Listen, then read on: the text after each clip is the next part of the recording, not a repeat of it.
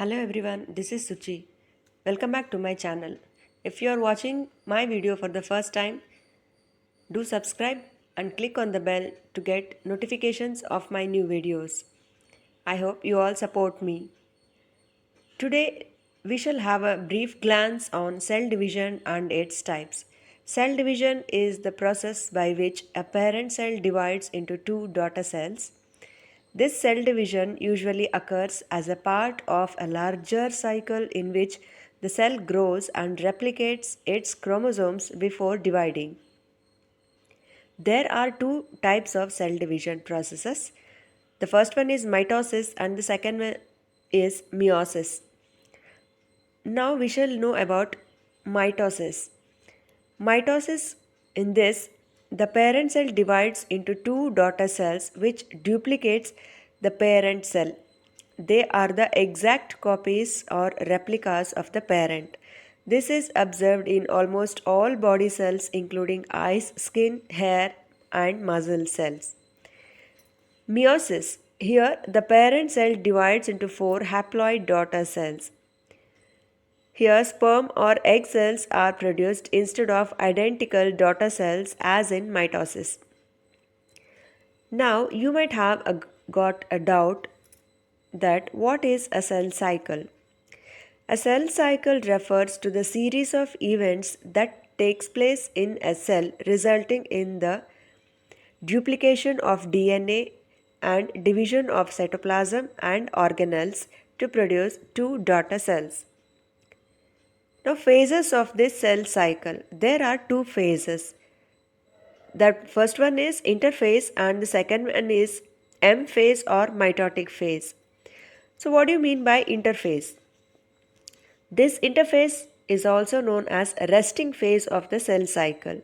During this phase, the cell prepares for division by undergoing both cell growth and DNA replication. It is about 95% time of the overall cycle. This is divided into three phases: G1 phase, S phase and G2 phase. So G1 phase or gap 1 phase. This is the phase of the cell between mitosis and imitation of replication of the genetic material of the cell. During this phase, the cell is metabolically active and continues to grow without replicating its DNA. The next one is S phase or synthesis phase. DNA replication takes place in this phase. Think, if the initial quantity of DNA in the cell is denoted as 2n, for example, then after replication it becomes 4n. But the number of chromosomes does not vary. That is, if the number of chromosomes during G1 phase is 2n, it will remain as 2-1 at the end of S phase. The centriole divides into two centriole pairs in the cell which contain centrioles. Next, coming to G2 phase. After DNA replication in G2 phase, RNA proteins, macromolecules required for the multiplication of cell organelles, spindle formation and cell growth are produced as the cell prepares to go into the mitotic phase. Some cells do not show any division but divide only in case of need or emergency, in case of injuries or damages or death of the cell. Such cells which do not divide attain inactive or G0 phase or quiescent phase. These are the remnants. It means that the cells remain metabolically active but do not divide unless there is need. Now coming to M phase. M phase is also called as mitotic phase or the phase of equational division. Here the cell undergoes a complete reorganization to give birth to a progeny that has the same number of chromosomes as in the parent cell. The other cell organelles also divided equally by the process of cytokinesis just before mitotic nuclear division. This mitotic phase or M phase is divided into prophase, metaphase, anaphase, and telophase. The process by which an eukaryotic cell separates the nuclear DNA and chromosomes and divides into separate but similar sets of nuclei is known as mitosis.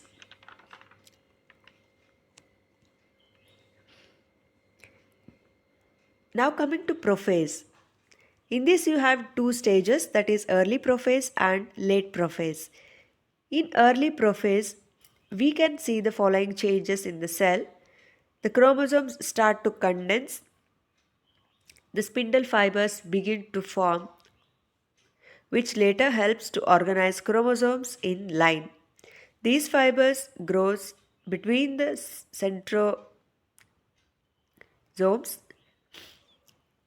The nucleolus disappears, indicating that the nucleus is getting ready to break down. In the late prophase stage, we can see chromosomes condense even more so that they become very much compact. The nuclear envelope, that is the nuclear membrane, breaks down, releasing the chromosomes. Spindle fibers start to grow more. The microtubules extend from each centrosome towards the edge of the cell, forming a structure called the aster. Now coming to the second phase or stage, metaphase. Spindle fibers surround all the chromosomes and line them up at the middle of the cell, ready to divide. All the chromosomes align at an imaginary metaphase plate. The next stage is anaphase. Here the sister chromatids separate from each other and are pulled towards opposite ends of the cell. The protein glue that holds the sister chromatids together is broken down, allowing them to separate. The chromosomes of each pair are pulled towards opposite ends of the cell. The microtubules that are not attached to the chromosomes elongate and push apart, separating the poles and making the cell longer, initiating the cell to divide. Next, coming to the next phase, that is telophase. The cell divides and starts to re-establish its normal structures by cytokinesis. Spindles or the spindle fibers broken down into building blocks. Two new nuclei form with one set of chromosomes each. The nuclear membrane and the nucleoli reappear. Chromosomes decondense and return to their stringy form. After telophase, cytokinesis occurs. Cytokinesis is the division of the cytoplasm to form two new cells, each with a complete set of chromosomes identical to those of the mother cell. So this was all about the first type of the cell division, that is mitosis. Hope you have understood this. In our next video, let's know about the other process, that is meiosis. Please do watch, share and comment in the comment section. If any doubts or any requests, you can also comment in the comment section, or you can drop a message in the comment box. Subscribe, support and click on the bell to get notified. Thanks for watching.